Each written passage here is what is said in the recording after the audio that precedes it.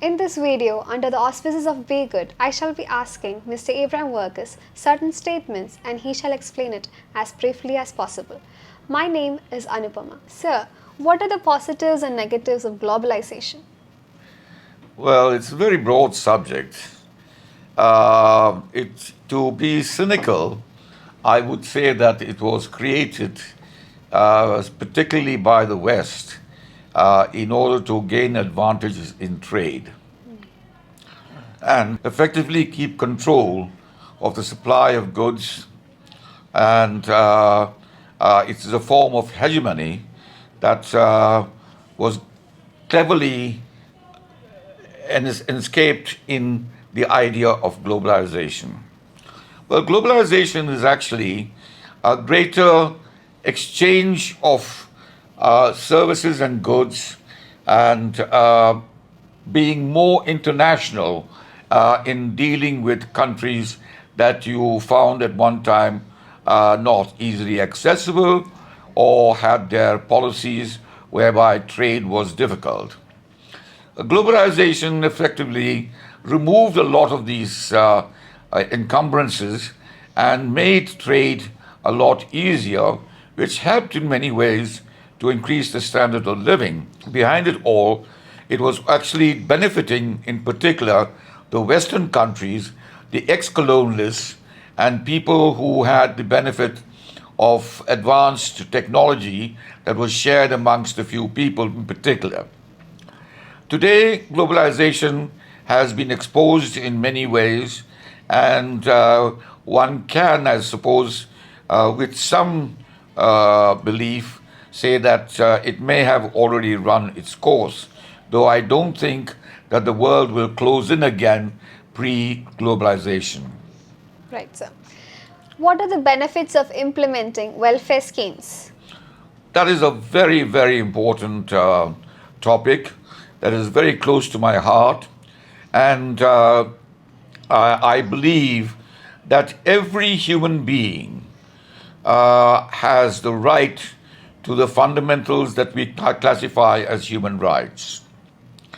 Now, the welfare state effectively looks after the people who are not as well off or have got some difficulty or the other in advancing through a system that is man-made in any event.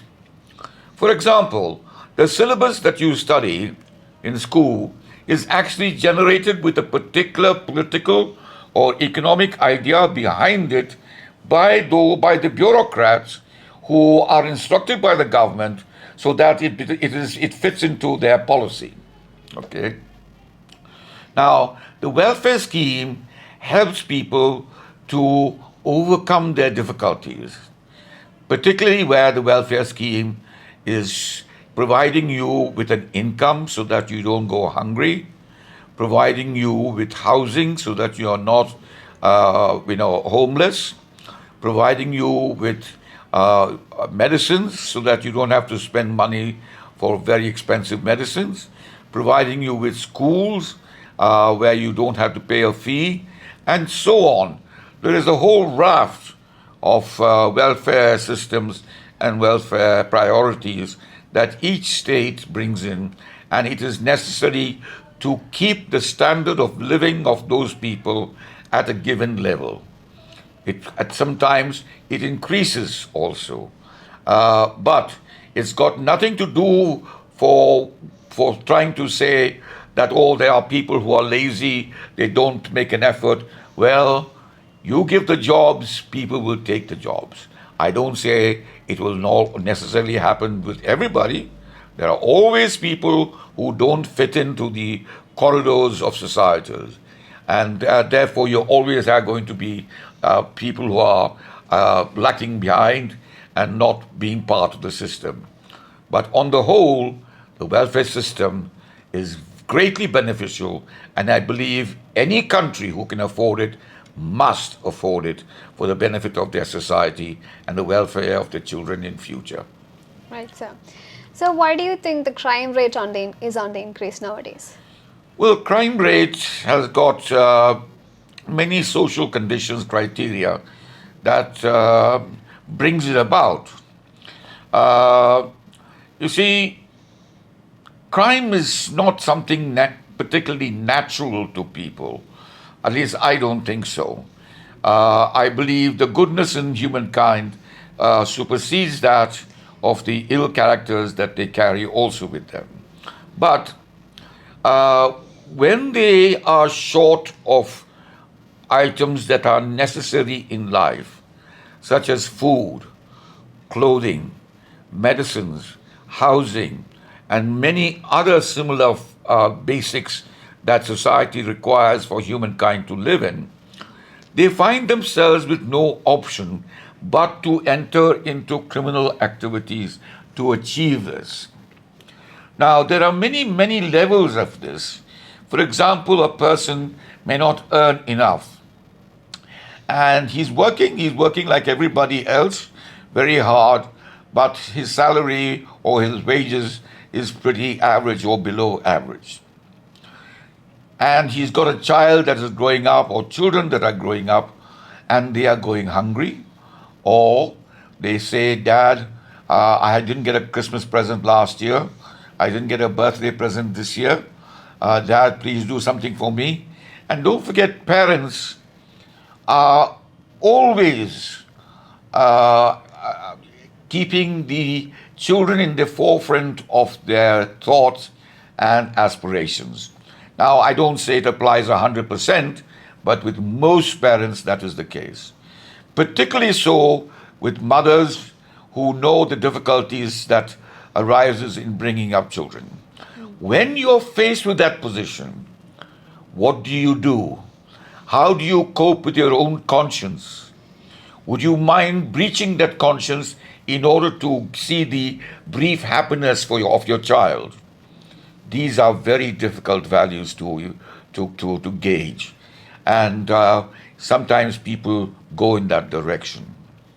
Then there are questions that are broader and really quite unfair in society, and that is when, if there is unemployment, where do you go for employment? In other words, unemployment exists. So where do you go for employment?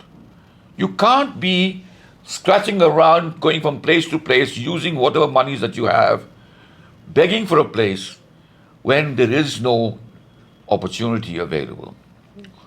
It is in those sort of situations also that people cross the social line that is damaging to society, and they enter into crimes of all sorts. And it's not just one form of crime; it's a multitude of crimes. Okay, so that's as briefly as I can put it at the moment. Okay, sir. The ultimate purpose of life is not riches, but contentment. What is your opinion about the statement? I think that carries a lot of weight. Contentment is something that you can live satisfactorily with. Riches, you're all the time, you're constantly seeking for more. I hardly know of many rich people who don't continue to become richer and richer and richer because they feel that they have a challenge to face or an aspiration to achieve.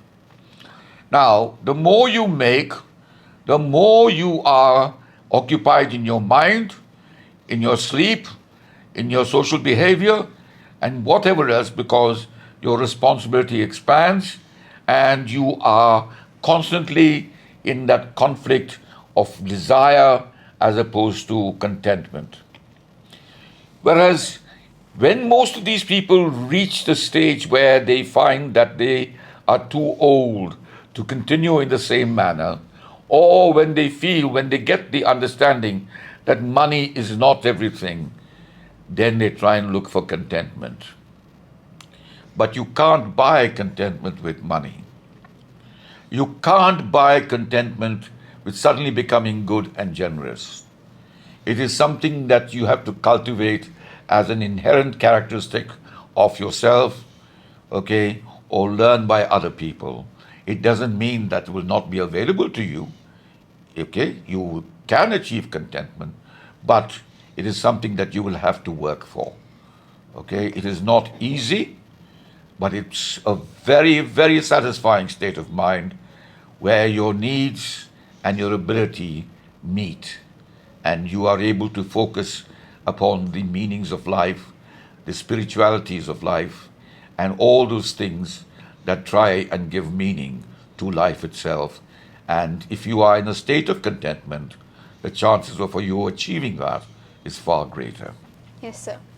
So, what are the solutions that could be implemented to reduce environmental problems?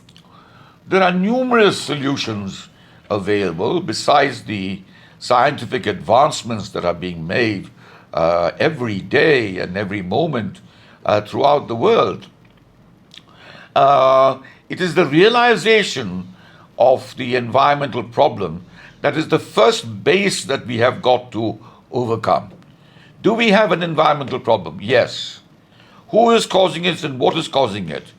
People who are causing it are industrialists mainly, people who are careless, who throw rubbish about, who use plastic with indifference, and who are careless about how they live and how they keep themselves going.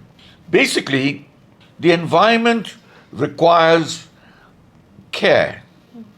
It needs your consideration. I think a very good lesson without being expensive in purchasing plants and planting them is an example in which I heard somebody say, each time you eat a fruit, dry out the seed and keep it in your pocket. And wherever you see an empty space, just pray to there and you'll see the difference that comes about. You see, the environment, if we damage it, that's the end of humanity. Maybe we are looking for that. But if we are not, then we must take care of it just like a child, okay? Nurture it, love it, enjoy it, okay? And enjoy every moment of seeing it develop. I wish they had the ability to speak our language, or we to speak their language, to tell us the pain that we have caused them and how much it will affect our lives. Corruption is because of citizens' ignorance of their rights. What is your opinion about this statement? Well, I don't know whether it's because of their ignorance of their rights. I rather feel that corruption is there because it can be done. In other words, there are people who don't care about what they do as long as they can make money. They breach every standard, they damage lives, they damage property, they damage land and forests, they do all the things that make life more dangerous and more difficult for human beings. And they don't care about it because they're not affected.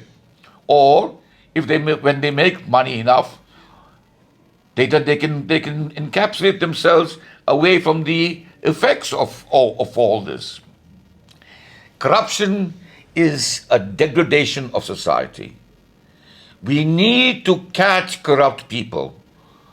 But to take an example, when society at large, particularly during the colonial period, said or gave an opportunity, for example, like Switzerland, you come and deposit your illegal money. Would they like their illegal monies to be taken to another country? No, they won't. They say they will keep your account secret. Okay. Why? And they will use, as bankers do, they will use your money that is in their bank in order to generate more money, in order to lend it out at a higher rate. Okay? Why do we legitimize these people, these countries? They all claim to be small. It is not a breach of their freedom or their rights to say that corruption should not exist and it must be stopped by the movement of corrupt monies from any nation, or it must be exposed. Okay? So we ourselves have in many ways generated the idea of corruption and promoted it because there are places available to safeguard their ill-gotten gains. Okay, so corruption is a disease. It is a debilitating illness, and all it does is it destroys society. Okay, sir. Thank you so much for this session. Not Hope at you all. all Thank were. you very much. Thank you. Namaste. Hope you all were able to gain some knowledge from this video. Thank you so much. Thank you.